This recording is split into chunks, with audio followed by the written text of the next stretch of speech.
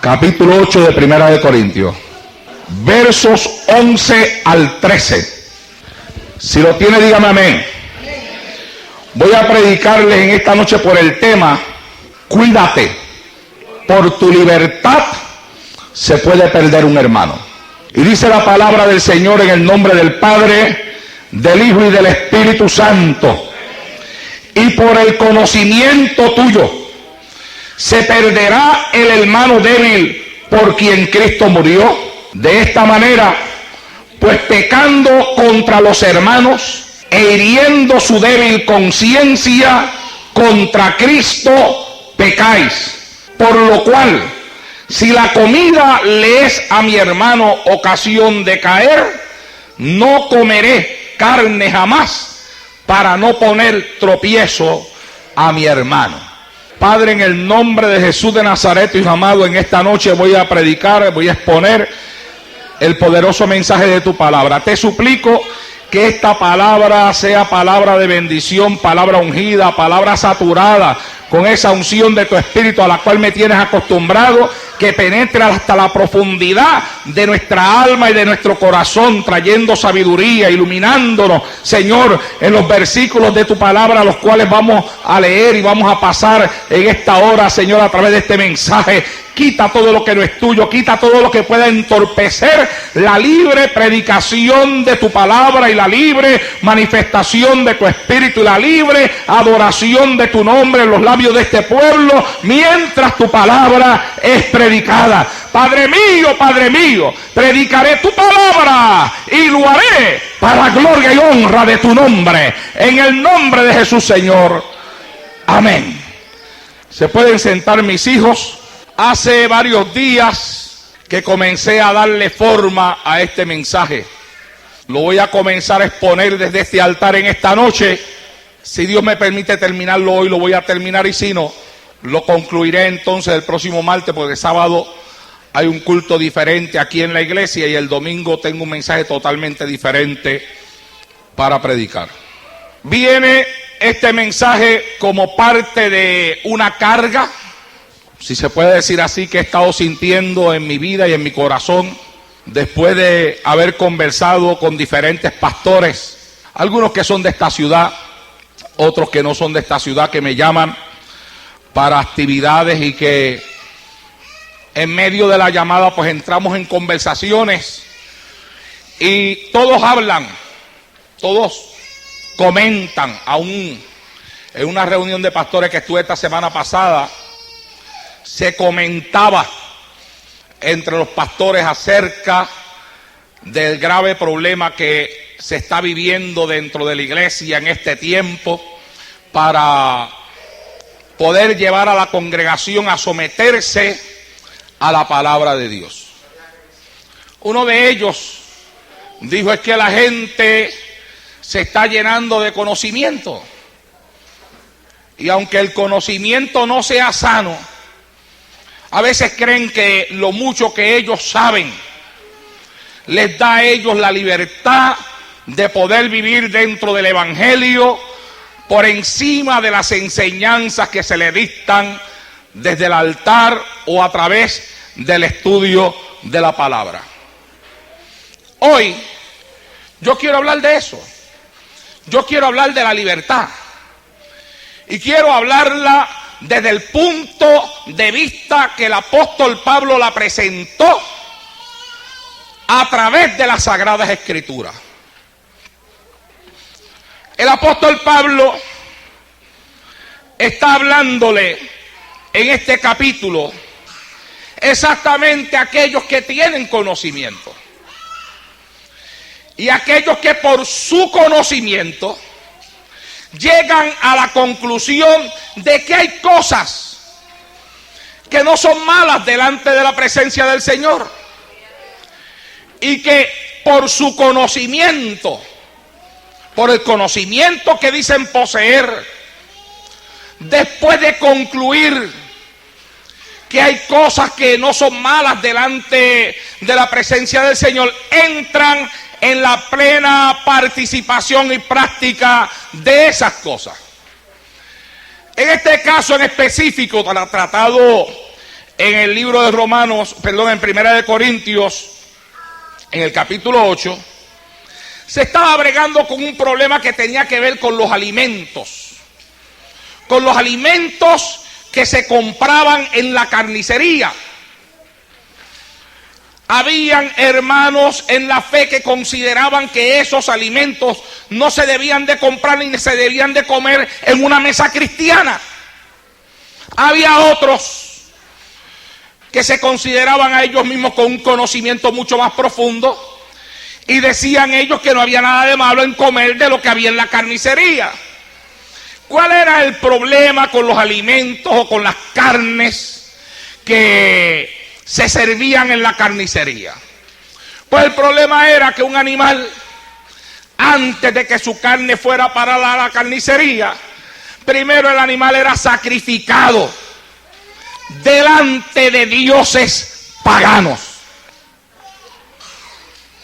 Después que estos animales eran sacrificados delante de dioses paganos, había veces que se participaba en el mismo lugar donde se ofrecía el sacrificio, el templo, se participaba de esa carne, o si no, se le enviaba a aquellos que se encargaban de vender carne para que hicieran uso de ello y la vendieran al pueblo. Habían hermanos en la fe que tenían el conocimiento de que esto era así. Entonces ellos sentían que no debían de comer de esa carne que se vendía en la carnicería, porque ellos se sentían que comer de esa carne era comer de algo que había sido sacrificado ante los ídolos, y ellos lo veían como si ellos estuviesen participando de la adoración a ese ídolo. Había otros que se consideraban más maduros en el conocimiento de la palabra del Señor, que decían: no hay nada de malo en comer de lo que se sirve en la carnicería, porque el ídolo no es nada, el ídolo no significa nada, decían ellos. Aquí el grande es Dios y los ídolos son obras muertas de hombre. Por tanto, yo puedo participar de esto porque yo no me siento como que estoy sacrificando a un ídolo al participar de este alimento. Y se envolvieron en una discusión entre lo que se podía hacer y lo que no se podía hacer. En si era factible practicar aquello o no era factible practicar aquello. Y los que tenían más conocimiento parece que iban llevando la delantera. Entonces ellos, por su conocimiento, ellos venían y delante de aquellos hermanos que pensaban que no se debía de comer de ese tipo de carne, ellos se sentaban a la mesa a participar de esa carne y lo proclamaban y lo dejaban saber que ellos sí participaban de eso. Y habían hermanos en la fe que se estaban sintiendo turbados por la libertad de aquellos, que se estaban sintiendo ofendidos por la libertad de aquellos, que estaban siendo afectados en su vida espiritual por la libertad de aquellos. El apóstol Pablo decide escribir respecto a ese tema para tratar de corregir un mal. Él comienza diciendo en el versículo número 1: en cuanto a lo sacrificado a los ídolos, sabemos que todos tenemos conocimiento, pero el conocimiento envanece, mas el amor edifica.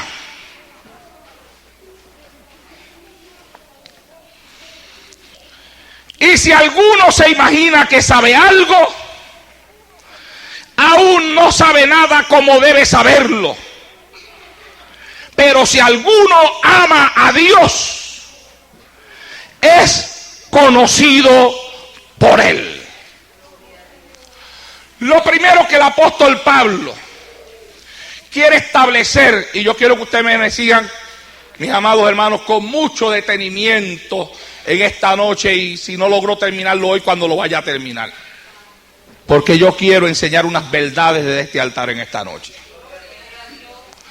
Lo primero que él está enseñando es que el amor es más importante que el conocimiento.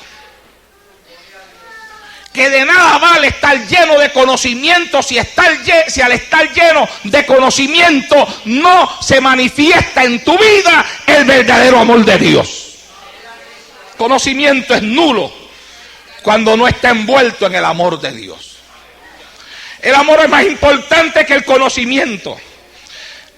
El conocimiento hace que nos sintamos bien y que creamos que somos importantes.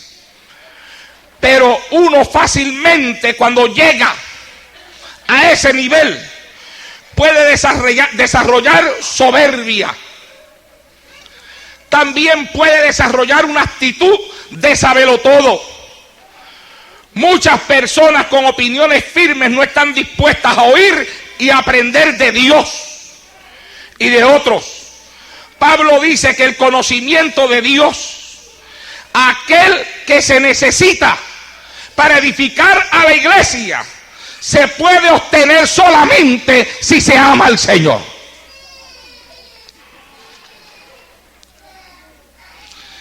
Santiago capítulo 3 versos 17 y 18 dice: pero la sabiduría que es de lo alto es primeramente pura, después pacífica, amable, benigna, llena de misericordia y de buenos frutos, sin incertidumbre y sin hipocresía.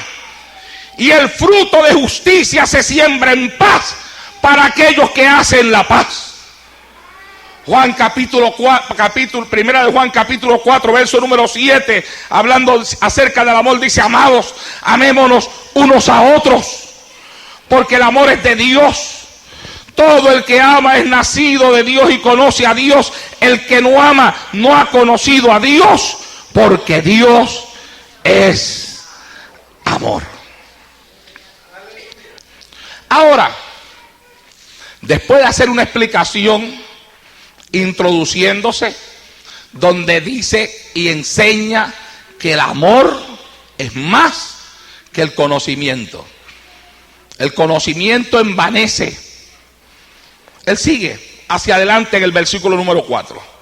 Dice él: acerca pues de las viandas que se sacrifican a los ídolos, sabemos que un ídolo nada es en el mundo, y que no hay más que un Dios. Pues aunque haya algunos que se llamen dioses, sea en el cielo o en la tierra, como hay muchos dioses y muchos señores, para nosotros, sin embargo, solo hay un Dios, el Padre, del cual proceden todas las cosas, y nosotros somos para Él, y un Señor, Jesucristo, por medio del cual son todas las cosas, y nosotros por medio de Él. Pero no en todos hay este conocimiento, porque algunos, habituados hasta aquí a los ídolos, comen como sacrificado a ídolos, y su conciencia, siendo débil, se contamina. Si bien la vianda no nos hace más aceptos ante Dios, pues ni porque comamos seremos más, ni porque no comamos seremos menos. Pero mirad que esta libertad vuestra no venga a ser tropezadero para los débiles. Ahora, en el verso 4 hasta el verso 9, él desarrolla un poco más su pensamiento acerca de lo que se sacrificaba a los ídolos. Y al desarrollar el pensamiento, lo primero que notamos es que el apóstol está de acuerdo con aquellos que decían que comer de las viandas o de las carnes que ponían en la carnicería y que antes habían sido sacrificadas a los ídolos, no era mayor cosa. Porque él decía que aquellos que tenían conocimiento entendían que hay un solo Dios, que hay un solo Señor, Dios el Padre y el Señor Jesucristo. Y entendía que de Él proceden todas las cosas.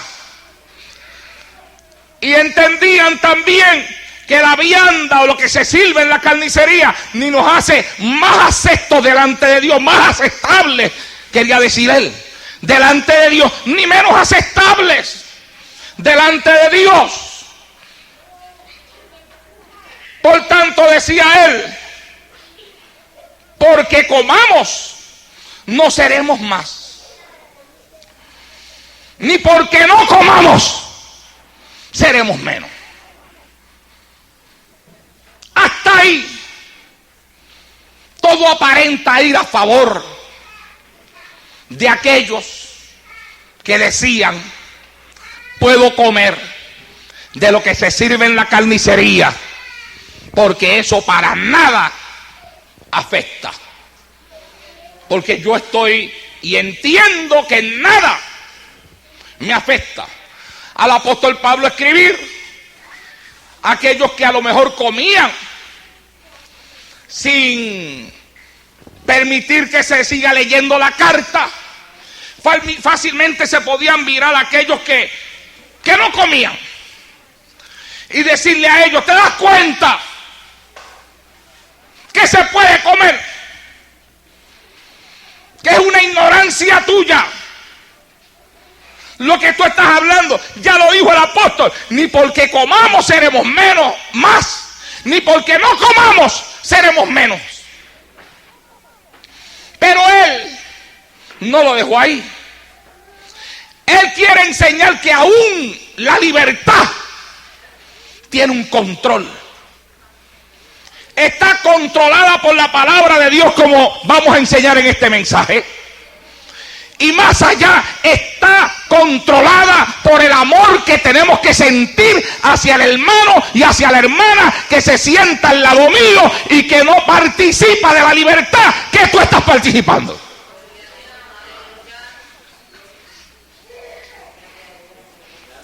Entonces en el verso número 9 él entra ahí. Él dice, pero mirad, fíjate, estad atentos, que esta libertad tuya no venga a ser tropezadero o piedra de tropiezo para aquellos que son débiles. Él le dirigió esa palabra a creyentes que no se habían incomodado al comer carne ofrecida a los ídolos. Ellos no se habían sentido mal. Aunque estos no eran reales y el ritual de la ofrenda pagana no tenía sentido, el comer carne de ese tipo ofendía a cristianos de conciencias más sensibles. Pablo decía entonces, por esto, si un hermano es más débil o menos maduro y pudiera interpretar erróneamente mis acciones, se debiera por consideración a esos hermanos evitar comer carne ofrecida a los ídolos.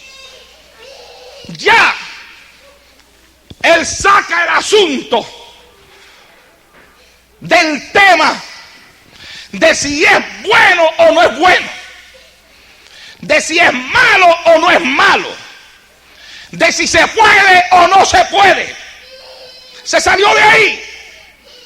Él entró en algo mucho más importante para él. Él entró en algo mucho más profundo que el conocimiento que algunos dicen poseer. Él entró en la consideración del que está a mi lado. Entró en la consideración de la conciencia del que observa mi libertad. entró en la consideración de la salvación de esa persona que no participa de lo que yo participo, porque considera que es una ofensa delante de Dios. Quiere enseñar él que hay algo mucho más profundo en la relación entre hermanos. Verso 10 en adelante sigue diciendo: porque si alguno te ve a ti que tienes conocimiento, sentado a la mesa en un lugar de ídolos, la conciencia de aquel que es débil no será estimulada a comer de lo sacrificado a los ídolos. Y por el conocimiento tuyo se perderá el hermano débil por quien Cristo murió. De esta manera, pues, pecando contra los hermanos e hiriendo su débil conciencia contra Cristo, pecáis. Ahora, esto se está poniendo difícil, porque ahora resulta ser que algo que el apóstol Pablo mismo considera que no es malo participar de eso, pero que él dice que por amor al hermano o a la hermana que tú tienes a tu lado, aparte del conocimiento que ya tú dices poseer, que te lleva a participar de la libertad que tú dices tener en este tiempo, o que algunos por allá afuera también dicen poseer, entra en la consideración de aquellos cuya salvación puede ser afectada por la libertad que nosotros nos tomamos. Dice él: herimos su débil conciencia. Dice él: y por el conocimiento tuyo se perderá el hermano débil que Cristo murió. Él está entrando en algo profundo, hermano. Le está diciendo que la libertad de algunas personas puede llevar a otros a perder. Y está preguntando: ¿tú estás dispuesto a que por tu libertad, a que por tu conocimiento, ese conocimiento que tú dices que te ha hecho libre para participar de un montón de cosas, tú estás dispuesto a que por causa de ese supuesto conocimiento que envanece tu razonamiento, se pierda el hermano débil por quien Cristo murió? Y él explica: porque si cuando tú te sientas a la mesa a comer de los ídolos, un hermano débil de conciencia te ve y también se sienta a comer, pero él come con una conciencia pecaminosa, sintiendo que lo que está haciendo es pecado, su vida espiritual va a ser afectada. Y dice el apóstol Pablo: y si por tu conocimiento se pierde el hermano débil por quien Cristo murió, de esta manera pues, pecando contra los hermanos e hiriendo su débil conciencia contra Cristo, pecáis. Entonces lleva a la persona que participa de su libertad sin tener en cuenta quién es afectado por la libertad que está manifestando, le dice que está ¿en qué? En pecado. Le dice que contra Cristo está pecando el que hiere la débil conciencia del hermano por causa de su conocimiento y lo lleva inclusive a la perdición. Y él dice en el verso número 13: por lo cual, si la comida le es a mi hermano ocasión de caer, no comeré carne jamás, para no ponerle tropiezo a mi hermano. La libertad cristiana, hermano, no significa que todo es permitido. Significa que nuestra salvación no está determinada por un legalismo, por buenas obras o por normas, sino por un regalo que Dios hizo en la cruz del Calvario a través de Jesucristo. La Biblia dice que la salvación es por la fe. Pero la libertad cristiana está atada inseparablemente a algo que en esta noche llamaremos responsabilidad cristiana. Tú no puedes separar la libertad de la responsabilidad. La libertad está amarrada a algo que se llama responsabilidad. Y la libertad cristiana tiene que ser usada con responsabilidad, tomando en consideración a los hermanos que me rodean, no sintiéndome que soy mayor que ellos, sino amándolos y siendo ejemplo para ellos. Los nuevos creyentes con frecuencia son muy sensibles a lo que no es correcto, a lo que eso no es correcto, a lo que se debiera o no se debiera hacer. Hay cosas que pudieran ser correctas para nosotros, pero podrían herir al hermano o a la hermana que todavía no se ha desarrollado en la fe, que todavía está aprendiendo. Debemos de tener cuidado con no ofender al cristiano, ya sea recién convertido de tiempo en la congregación, pero que va camino a la madurez espiritual y que es sensible y que nuestro ejemplo puede llevarlo a pecar. Cuando nos amamos o cuando amamos a otros, nuestra libertad para hacer ciertas cosas no debiera de ser más importante que fortalecer la fe de un hermano o de una hermana dentro de la congregación. Hay personas que andan buscando, hermano, cuánto detalle hay en la Biblia. Andan buscando algo que justifique lo que ellos quieren hacer. Y cuando ellos creen que han encontrado algo que justifique la vida que ellos quieren vivir y justifique lo que ellos quieren hacer, ellos toman eso que encontraron como una muleta, se apoyan sobre de eso y se entregan entonces a la práctica de aquellas cosas que ellos ya creen por su conocimiento que pueden practicar.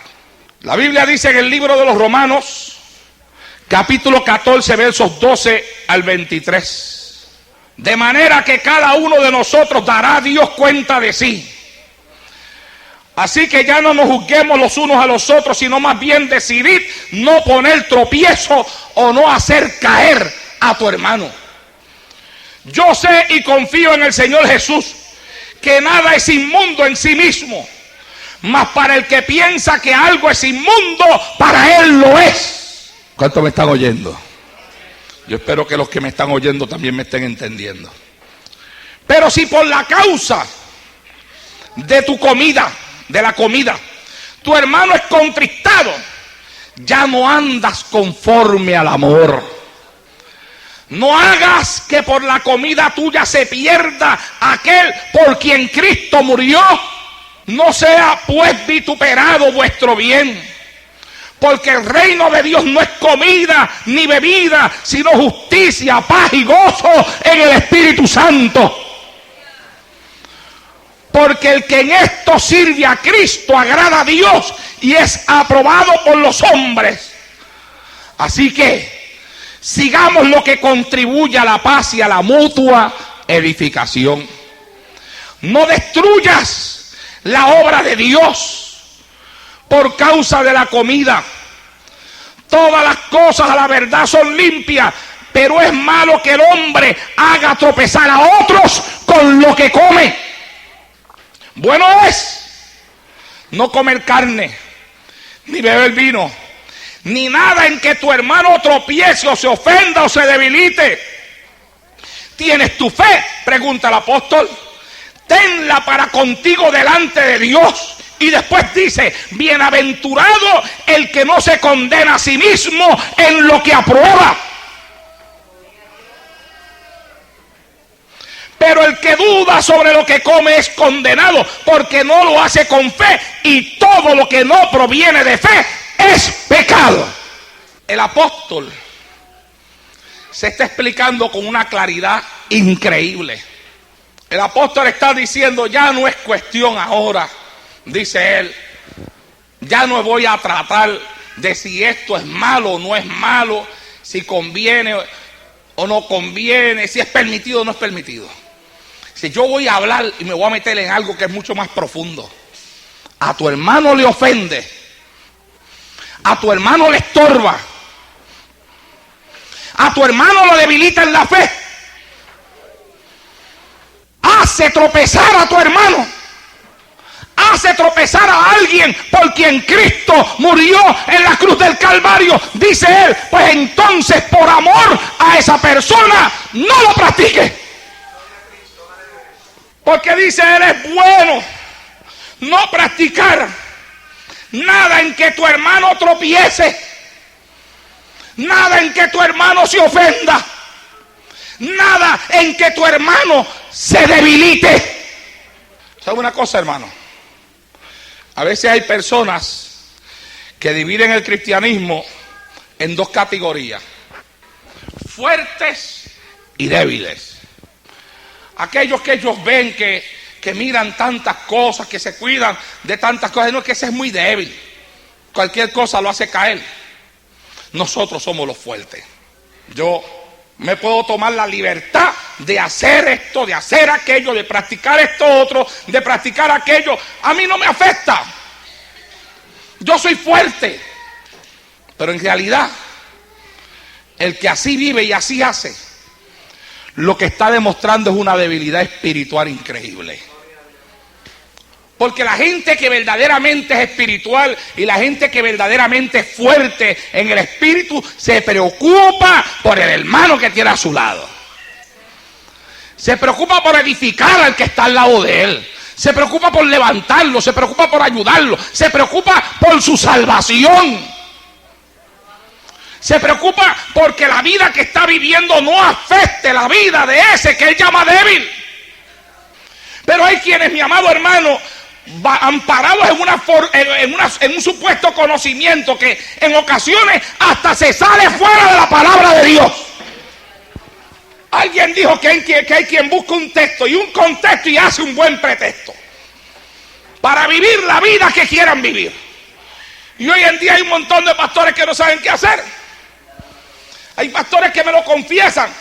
Casi toda la semana hay pastores hablando conmigo y diciéndome, hermano Naldo, yo estoy perdiendo el control sobre la iglesia. No porque ando permitiendo que se haga lo que se dé la gana, es porque la gente lo practica por sí sola. Y yo no tengo poder para meterme dentro de la gente a cambiar a la gente.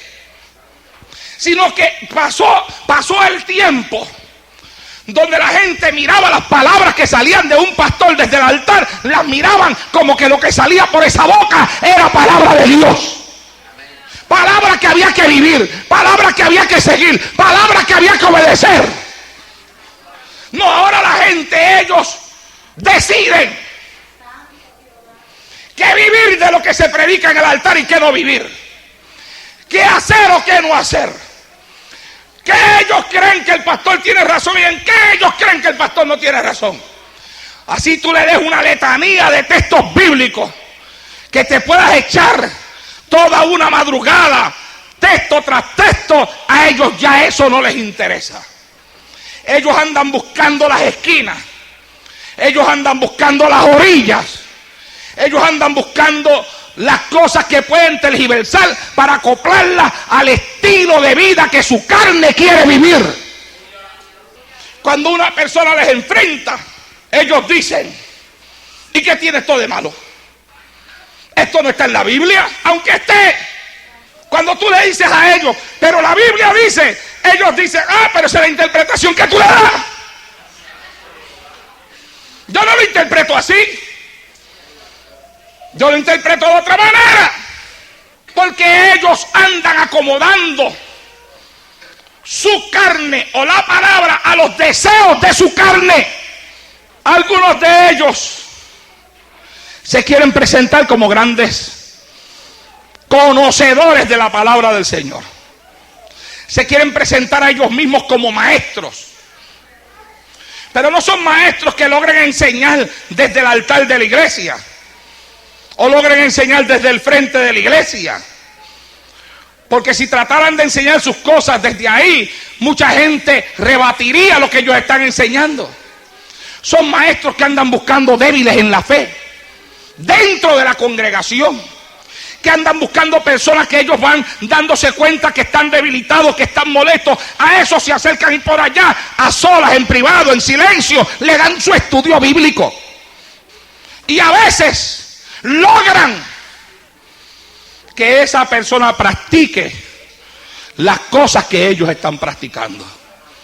Pero resulta ser que después de que esa persona ha practicado las cosas que ellos están practicando, no se siente tan bien como se siente aquel que dice que lo hace y no siente nada, sino que ellos se sienten afectados espiritualmente, se sienten que han faltado contra el Señor, comienzan a decaer en su vida de oración, comienzan a decaer en su vida espiritual, comienzan a ir para atrás y para atrás y para atrás y para atrás, y hay algunos que se van hasta el mundo.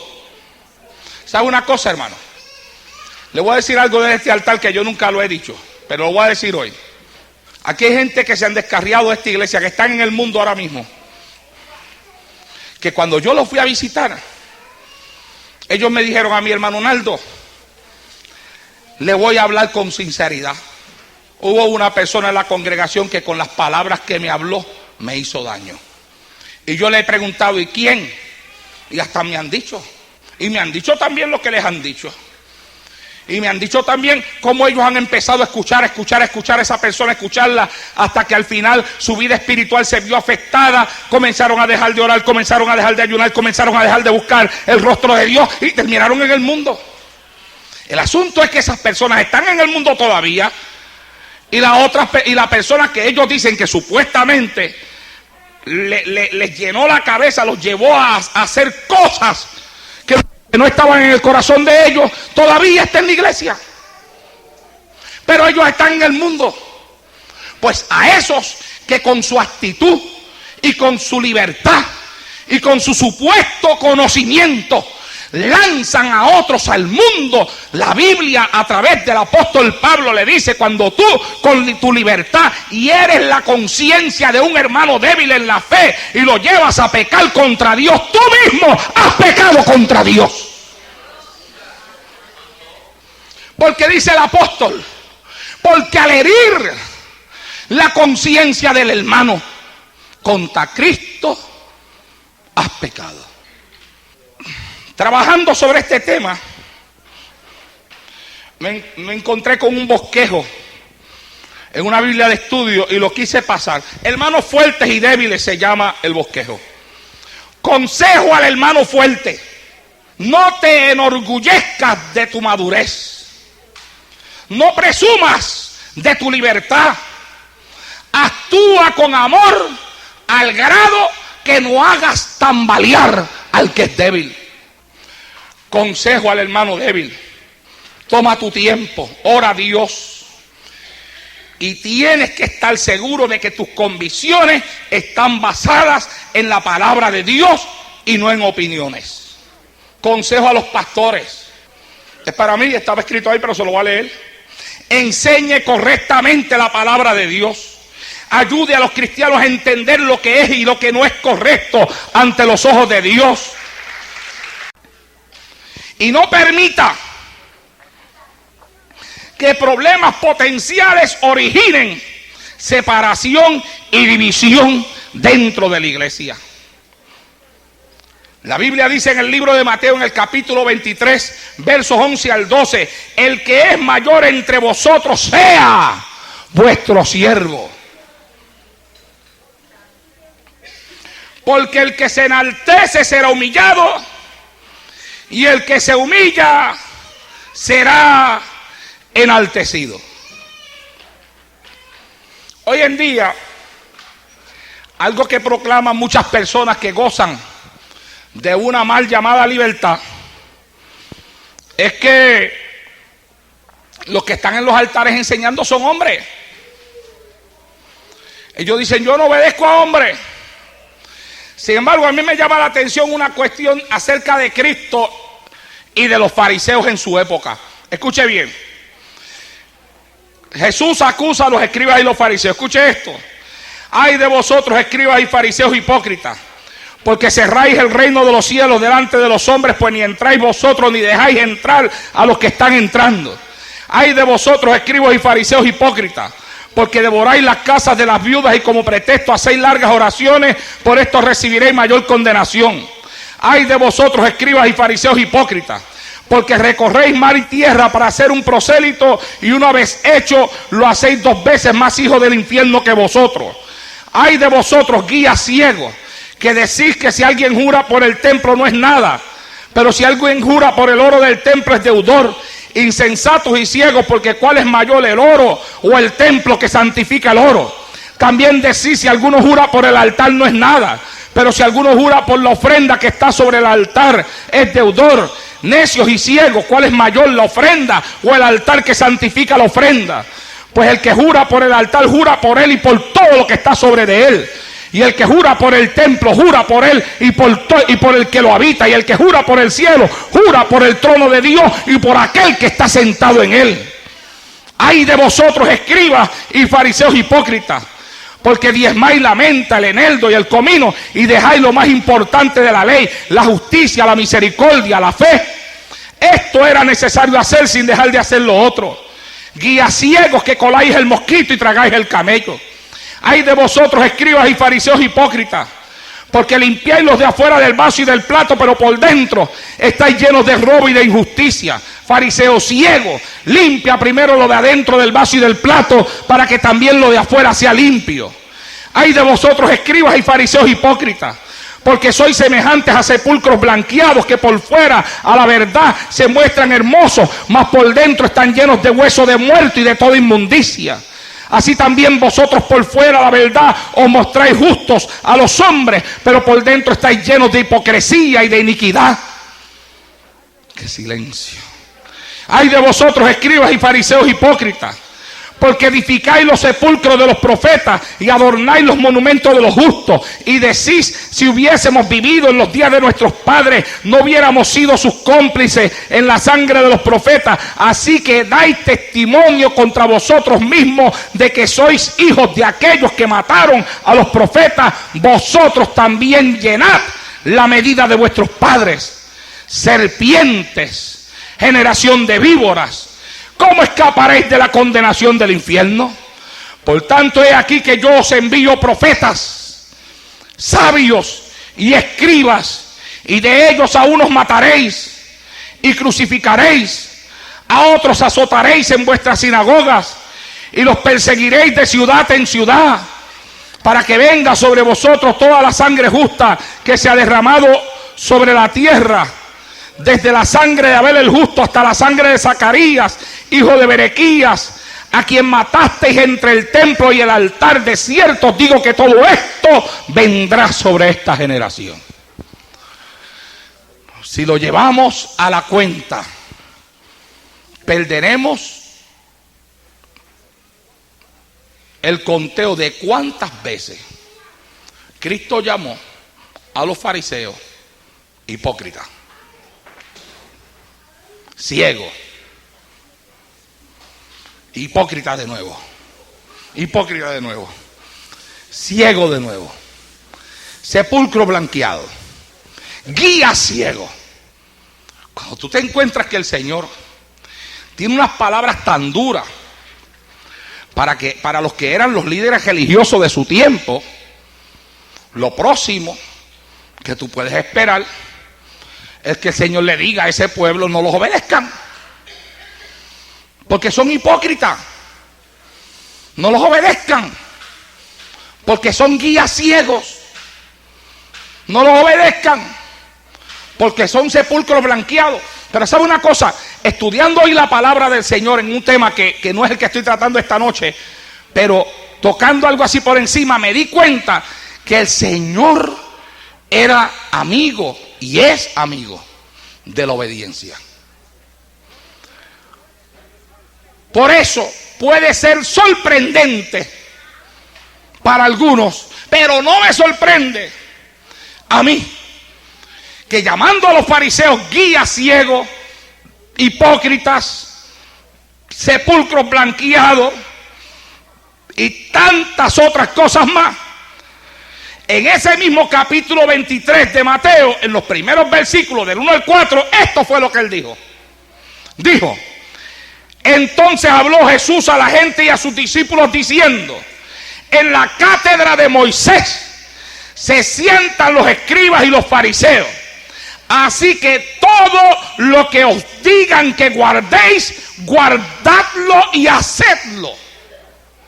Mas no hagáis conforme a sus obras, porque dicen y no hacen. ¿Cómo usted compagina una cosa con la otra?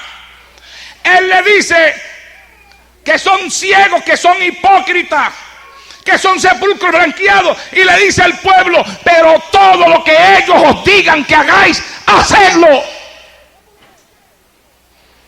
¿Por qué? Porque el Señor sabía que aquel a quien él criticaba, juzgaba como un hipócrita, él le decía así porque practicaba o enseñaba algo que no vivía. Pero le está diciendo al pueblo, a pesar de que son hipócritas, a pesar de que son guías ciegos, a pesar de que son sepulcros blanqueados, a pesar de todo eso, cuando les enseñen la palabra, vívanla, porque es la palabra y la palabra tiene que ser vivida. Si es palabra de Dios, no importa el que le esté enseñando, porque es palabra, porque está escrito.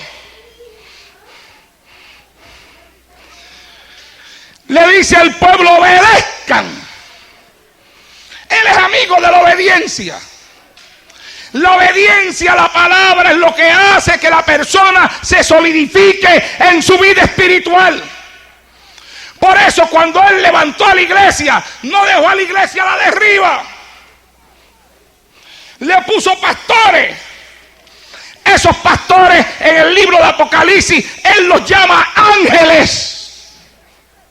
Escribe al ángel que está en la iglesia de la Odisea. Escribe al ángel que está en la iglesia de Filadelfia. Escribe al ángel que está en la iglesia de Esmirna. Escribe al ángel que está en la iglesia de Éfeso. Él los llama ángeles. Alabado sea Dios en esta hora.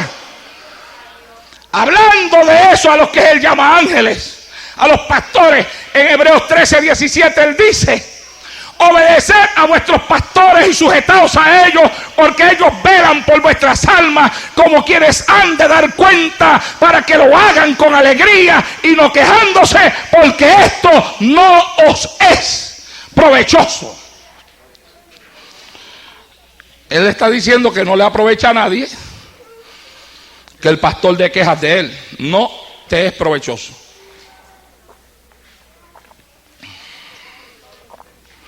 El apóstol Pablo enseña, libro de Romanos: nadie se crea ser más de lo que es.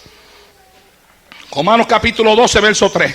Digo pues, por la gracia que me es dada, a cada cual que está entre vosotros, que no tenga más alto concepto de sí que el que debe tener, sino que piense de sí mismo con cordura, conforme a la medida de fe que Dios repartió a cada uno. Es importante tener autoestima. No lo podemos tener en poco, pero tampoco debemos sobreestimarnos a nosotros mismos y pensar que somos más de lo que somos. Y hay quienes han llegado a creer que son más de lo que realmente son. Y por eso es que humillan, pisotean y aplastan a otros con lo que ellos llaman conocimiento. Lamentablemente, conforme a la experiencia de muchos pastores hoy en día y a la experiencia del apóstol Pablo en el libro de los Romanos, en el cual hemos estado leyendo en la noche de hoy, habían personas que por su conocimiento comenzaron a practicar una serie de cosas que ellos entendían que no estaba mal. Pero ya no les interesaba el hermano o la hermana que estaban sentados al lado de ellos. No les interesaban ya ni los que se afectaban, los que se veían afectados por la libertad que ellos se tomaban. Eso es lo mismo que está pasando en la iglesia hoy en día. Hoy en día hay muchas personas que están, amados hermanos, usando una llamada libertad proveniente de un supuesto conocimiento para practicar y para hacer muchas cosas y para proclamarlo a viva voz. Por ejemplo, hay quienes en la llamada libertad en Cristo, yo soy libre en Cristo, proclaman algunos. En esa llamada libertad en Cristo, ellos se sienten libres para vivir vidas de poca oración. Y lo proclaman. Ellos dicen, yo no sé por qué dicen que hay que orar tanto. Yo casi no oro y nunca me ha pasado nada. Yo casi no oro y siento la bendición de Dios. Yo casi no oro y me siento cerca del cielo. Yo no voy a juzgar, amado hermano, la vida de oración de nadie en este mensaje. Ni voy a juzgar si lo que esa persona dice es cierto o es falso. Si una persona casi no ora y siente la bendición de Dios, óigame, le felicito. Si una persona casi no ora y se siente cerca del cielo, óigame, congratulations. Si una persona casi no ora y se siente cerca del cielo, usted es un caso tremendo. Realmente usted es de admirar. Pero aún si fuera cierto eso, que yo le doy a usted en esta noche el beneficio de la duda,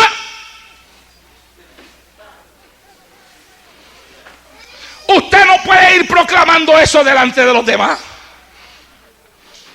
Porque puede haber una persona, puede ser que usted diga que usted con poca oración, usted puede vivir su vida cristiana y usted puede reprender las tentaciones y puede pelear con los demonios, aunque no ora mucho. Tremendo. No, no, tremendo, le digo, yo no salgo de mi sorpresa. Yo estaré atento cuando le entreguen a usted ese trofeo que le van a entregar en el cielo por lograr tanto con tan poca oración. Pero cuidado, cuidado con que usted con ese supuesto conocimiento que posee se vaya por ahí a estarle diciendo a otro, no muchachos, si no hay que orar tanto, yo no oro, y mira, hablo 30,000 lenguas. Póngale que es verdad, que usted es lo suficientemente fuerte como para con poca oración mantenerse apartado de tanta cosa que hay por ahí sobre esta tierra. Pero tal vez el hermano que está al lado de usted no es tan fuerte como usted. A usted a lo mejor con media hora de oración le da, pero él necesita 3 horas para poder vencer lo mismo que usted no está venciendo. A lo mejor las tentaciones de él son más fuertes que las suyas, las batallas de él son más grandes que las de usted, y usted con su mal consejo, con esa mala actitud de estar echándoselas delante de él de una vida espiritual que no existe, aleluya, usted pueda llevarlo a él a decaer en su vida de oración y a decir, bueno, pues no es tan importante orar. ¿Por qué tengo que estar 3 horas orando cuando el hermano fulano de tal ya me dijo a mí que ora nada más que media hora y con eso le da? Pues yo voy a usar media hora para orar y el resto lo voy a dedicar a otras cosas que necesito hacer, y al mes a lo mejor ya está descajeado. ¿Por qué? Puede ser que aquel con media hora le dé, y puede ser que a esa persona 3 horas le sean pocas. ¿Sabe una cosa, hermano? Todos ustedes saben que yo no tengo televisor en mi casa. Hay quienes se sienten libres para tener la televisión, para ver deportes, novelas, películas, para ver de todo en el televisor. Ellos dicen, a mí el televisor no me afecta. A mí el televisor no me hace daño.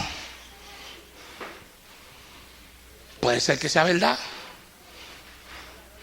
Yo tomé la decisión de no tener televisor cuando acepté a Cristo como Salvador de mi alma. Después me casé y decidí no llevar un televisor a mi casa. Lo decidimos juntos. Después empecé a pastorear. Y un día vino un hermano de la iglesia que pastoreábamos en Puerto Rico y nos tocó a la puerta. Cuando yo abrí la puerta, ahí estaba él con un televisor. Yo le dije a él: ¿qué pasó, hermano? Me dice: pastor, yo quiero entregarle a usted mi televisor. Haga con él lo que usted quiera hacer. Yo sé que usted no quiere televisor en su casa. Si usted lo quiere romper, rómpalo. Eso fue lo que hice. Pero me dijo: yo se lo entrego, pastor, porque yo soy uno de los que si tengo televisor en la casa se pierde. Porque yo todo lo que veo en televisor es lo que a Dios le desagrada. Eso es lo que me llama la atención. Y yo quisiera salir de este televisor. Porque este televisor es el que me roba a mí mi vida espiritual. Es el que en vez de pasar tiempo orando, me lo paso sentado frente a él. Comenzó a hablarme con el corazón tocado. Y cuando yo cogí aquel televisor que él se fue, le dije a mi esposa: ¿sabe una cosa, Tita? Por amor a él, al hermano que es de nuestra iglesia, nunca tendré un televisor en mi casa. Porque no quiero que nadie me use a mí como una excusa para tenerlo. No quiero que nadie diga: si el pastor lo puede tener, yo lo puedo tener. Porque puede ser que yo sí lo pueda tener. Yo a veces les he contado a ustedes aquí mismo predicando en este altar, cuando he estado en hoteles y he prendido el televisor y he visto cosas de las cuales he sacado un mensaje. Tal vez yo sí lo pueda tener. Tal vez yo sí pueda tener el control para no ver lo que no se debe de ver y para controlar lo que se ve ahí. Pero mis hijos tendrán ese mismo control que tengo yo. El hermano o la hermana que va a mi casa, que dice: pero si el pastor puede tener un televisor, yo también lo puedo tener. Pero a lo mejor él va a ver en el televisor lo que yo no veo. ¿Cuántos me están entendiendo? Entonces yo tomé una decisión. Por amor primero a aquel hermano. Y después por amor a los hermanos de cualquier congregación donde yo pastoreé. No tendré televisor en mi casa. Lo hago no porque crea que me afecta a mí. Lo hago porque no quiero que haya gente a las cuales el televisor le afecte, que me tengan a mí como una excusa para tenerlos y que la libertad mía pueda ser ocasión para ellos de caer de la gracia de Dios. Senda mía es. Hay quienes se sienten libres para faltar a la iglesia. Ellos faltan por cualquier causa. Cualquier cosa es una excusa para faltar. Después se lo dicen a otros. Hay personas que a veces dicen: no, yo no sé por qué dicen que si uno no va a la iglesia, que si uno se vacía, que si uno no tiene, se vacía del Espíritu Santo. Mira, yo casi no voy a la iglesia y la bendición siempre está ahí. Cuando entro por la puerta de la iglesia, rápido me enchufo. Quedo conectado a su nombre. Se lo dicen a otros. Vuelvo y repito: óyeme, maravilloso, tú eres un general de 4 estrellas. Te felicito. A mí me hace falta venir a la casa de Dios. Yo no gozo de eso que tú gozas, de que puedes estar sin venir a la casa del Señor y no te hace falta. A mí me hace falta la casa del Señor. A mí me hace falta el altar. A mí me hace falta predicar. Aleluya. Por eso que usted ve que después de que hace unos domingos atrás, para ser más exacto, el día de resurrección, sentí que un toque de sanidad llegó a mi cuerpo y usted ve que todavía no le he querido soltar este micrófono a nadie. Es que estoy disfrutando esto y lo estoy disfrutando porque a mí esto me hace falta. Shalaba aquí vasaya soa. Puede ser que sea verdad que a ti no te haga falta. Te doy en esta noche para ti el beneficio de la duda. En toda corte, a todo acusado se le da el beneficio de la duda hasta que se le pruebe que es culpable. Tienes el beneficio de la duda para hoy es tu día. Beneficio de la duda para ti. Pero a lo mejor al lado tuyo hay uno que no solamente necesita estar en la iglesia martes, jueves, sábado y domingo, sino que necesita estar en la iglesia lunes, martes, miércoles, jueves, sábado y domingo.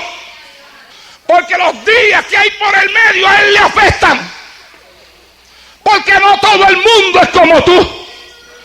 Y puede ser que cuando tú vas donde una persona y te jactas de tu fortaleza espiritual, que puedes estar una semana sin venir a la iglesia y no te afecta y sigues sintiendo la presencia de Dios, estimule la mentalidad de un hermano débil en la fe a hacer lo mismo y termine descarriado siendo tú culpable de eso, porque por tu mal consejo empezó a practicar algo que dañaría su vida espiritual.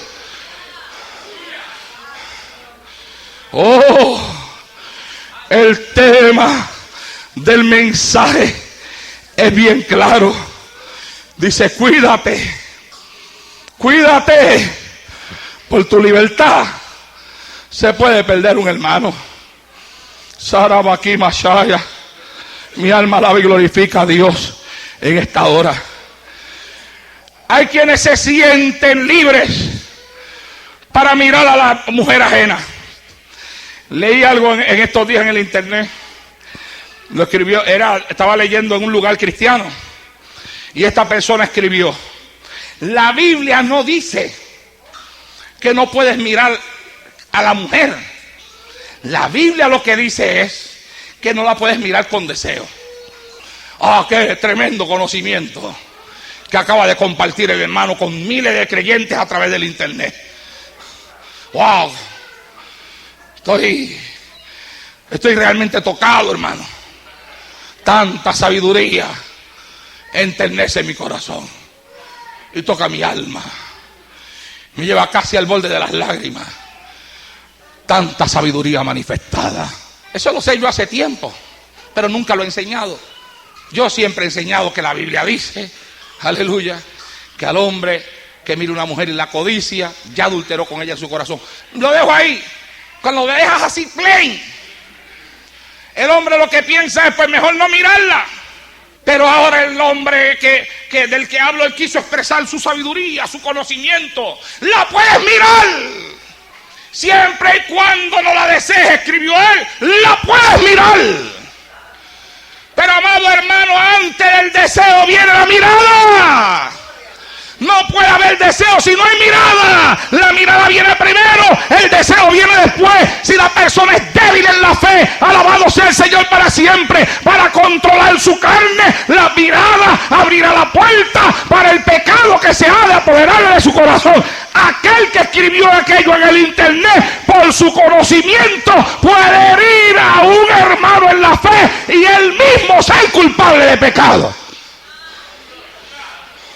Hay conocimiento que es solamente para el que lo posee, que no es ni tan siquiera para enseñarlo. No todo lo que se conoce se enseña. Hay cosas que son para ti.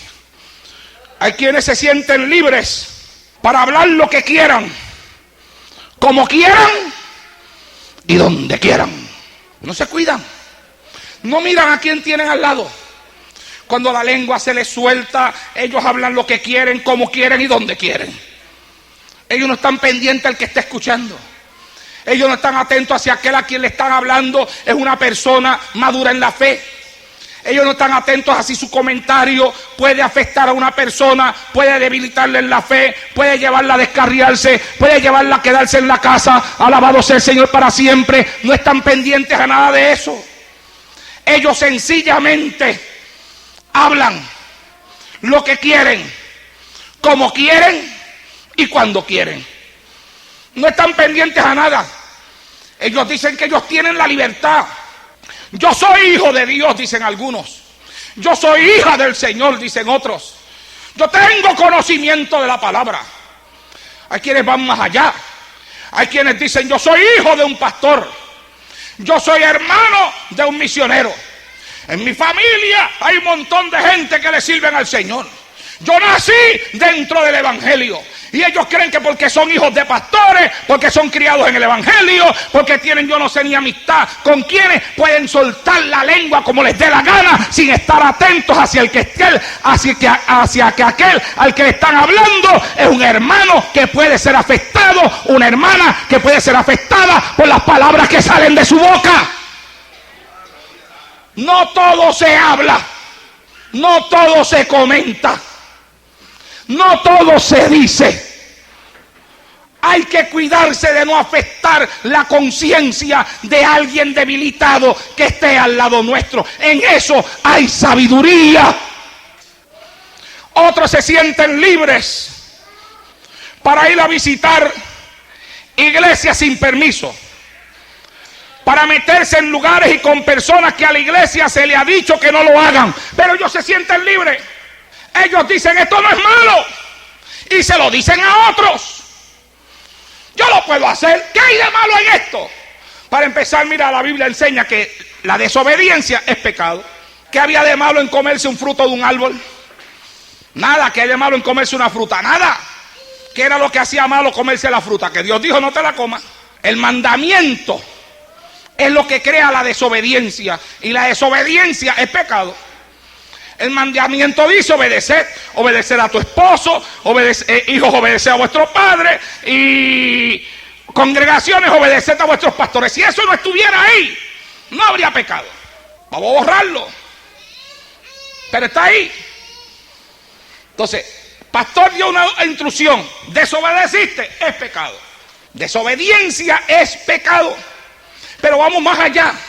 Vamos al pecado que la desobediencia causa contra nuestros hermanos en la fe. Cuando yo le hablo a una persona, y eso yo lo viví en mi propia carne, hermano, en Puerto Rico, en la iglesia en la que yo fui miembro. Habían unos jóvenes que Dios los estaba levantando, pero de una forma maravillosa, predicando la palabra con una unción tremenda. Bueno, recibían invitaciones a predicar de la misma forma que las recibía yo también. Todos nos levantamos en la misma época, hasta que hubo un grupo de hermanos que les dio con irse a meter en otro lugar, donde decían que había un gran avivamiento, pero eran bien liberales. Se permitían un montón de cosas que en nuestra iglesia no se permitían. Después venían de allá para acá, dramatizándolo todo. ¡Ah! ¡Qué avivamiento! Que si esto, que si pasó esto y aquello. Óyeme, y tratando de metérsela a la gente por la cabeza. Gracias a Dios conmigo nunca lo lograron. El pastor prohibió desde el altar que ese lugar se fuera a visitar, y yo nunca lo visité. Hasta el día de hoy nunca lo he visitado, nunca fui. Pero otros se fueron.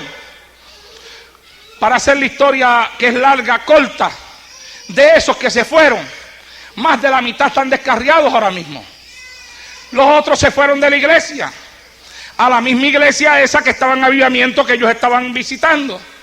Pero después de ahí brincaron a otra, y han brincado yo no sé ni por cuántas iglesias. En estos días recibí la llamada de uno que siempre lleva comunicación conmigo. Ahora estoy yendo a la iglesia de fulano. Oh, ya te cambiaste de iglesia. No, sí, estoy ayudando a fulano. No tienen raíces. Están sin raíces, hermano. Sin raíces. Los pocos que todavía están en el evangelio andan sin raíces, brincando de un lugar para otro. El creyente tiene que echar raíces, y tenemos que tener cuidado cómo hablamos. Nuestra forma de hablar puede llevar a un hermano en la fe a desobedecer a la iglesia, desobedecer al pastor, desobedecer la doctrina de la congregación. A lo mejor a ti no te afecta, pero a él sí. A lo mejor a ti no te afecta, pero a ella sí. Alabado sea Dios para siempre. A lo mejor tú dices que tú no te pierdes, pero puede ser que él se pierda. Estoy hablando de la libertad que hace daño. Estoy hablando de que no podemos tomarnos una libertad que pueda afectar al hermano y a la hermana que está a nuestro lado. Ahora no estoy hablando de si las cosas son pecado o no son. Si son pecado o no lo son, lo voy a hablar otro día. Hoy estoy hablando como que las cosas no son pecado, pero que sin serlo pueden afectar a la persona que está a mi lado. Y para él sí son pecados. Y la Biblia dice que si yo hago eso, si yo afecto con mi comportamiento y con mi actitud a un hermano por el cual Cristo murió, yo peco. Dice, contra Cristo estoy pecando. Hay quienes se sienten libres para desobedecer las doctrinas de la iglesia. Se pintan la cara, se sacan las cejas, se cortan el pelo, dicen que son las puntas, pero ya el pelo no se sabe a dónde va a llegar de tantas puntas que se cortan. Se pintan el pelo, se pintan las uñas. Mujeres adultas ya que el pelo lo tenían blanco y ahora lo tienen negro. Hombres que el pelo lo tenían blanco y ahora lo tienen negro. Hello. Después que se cortan el pelo, algunas hermanas se hacen diferentes tipos de peinado para que no se le note mucho el corte que se dieron. Quieren jugar con el entendimiento de uno. Quieren jugar con la capacidad de uno. Quieren jugar con la mente de uno. No entienden que cuando ellas venían ya no uno iba. Que uno sabe más que eso. Ahora la gente dice, no, es que esto no es malo. Dice, yo no siento que yo estoy faltándole a Dios con esto. Una persona los otros días me dijo, mira esto. Y se cogió el pelo. ¡Fua! Lo bajó así. Y se subió y el pelo le cubrió el rostro. Me dijo, ¿qué es un velo? ¿Para qué se usa el velo? Le dije, para cubrir el rostro. Entonces me dijo, entonces esto es un velo porque me está cubriendo el rostro. Yo le dije, es verdad, te está cubriendo el rostro. Volvió y se lo tiró para atrás. Y ahí le llegó hasta donde se lo tenía cortado. Todavía le cubre el rostro. Es velo. Pero yo le dije, la respuesta te la voy a dar desde el altar de la iglesia. Desde el altar de la iglesia. Y me aproximo a esa respuesta. Hay quienes toman la libertad fundamentada en un supuesto conocimiento que poseen para tratar de transformar la doctrina de una congregación. Tú no puedes cambiar la doctrina de una iglesia. La doctrina está establecida para vivirla, y para que aquella persona que no la quiere vivir, para eso es que hay un montón de iglesias por allá donde se puede vivir como a uno le da la gana. Pero uno no entra a una congregación que tiene una doctrina para tratar de cambiarla. En estos días por ahí ha llegado una persona que viene de otra iglesia, me vino con carta de traslado y todo. Pero ya yo noté que en estos días me apareció pinta por ahí. Hoy le di una orden a mi esposa en la casa. Le dije, tú vas donde esa persona y le dices que aquí en esta iglesia eso no se practica. En la iglesia donde ella estaba sí se practica, y si eso es lo que ella quiere vivir debe de quedarse allá. ¿Para qué pedir una carta de traslado para una iglesia donde no se practica la pintura en la mujer? Y después querer meterse en esa iglesia con la cara pintada. Ven acá, quédate donde estás, allá te lo permiten, aquí no. Hay que entender que la libertad que a veces nos tomamos afecta a los hermanos que tenemos al lado. O puede ser que para ti cortarte unas puntas no sea malo, pero para la hermana que tienes a tu lado, que te ve así, ella peca. ¿Peca por qué?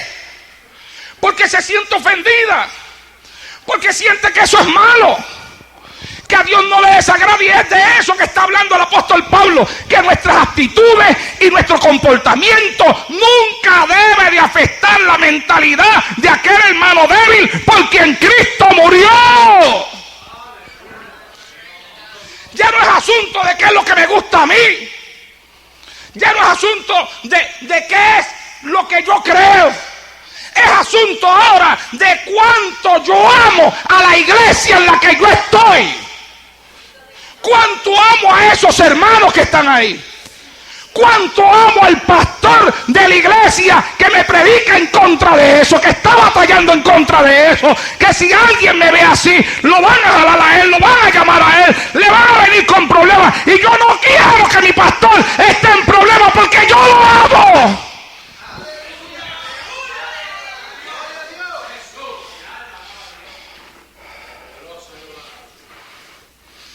Hay quienes se sienten libres para enseñar a sus hijos a desobedecer. Hay padres que enseñan a sus hijos a desobedecer las doctrinas de la iglesia. Usted enseña que una criatura, por ejemplo una niña, no debe ponerse pantalones, pero ellos le ponen pantalones a las niñas desde que son chiquitas.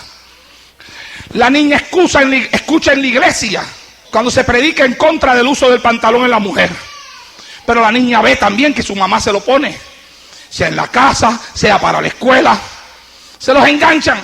Sin usted darse cuenta o dándose cuenta, consciente o inconscientemente, usted está enseñando a su hijo a desobedecer la doctrina de la iglesia.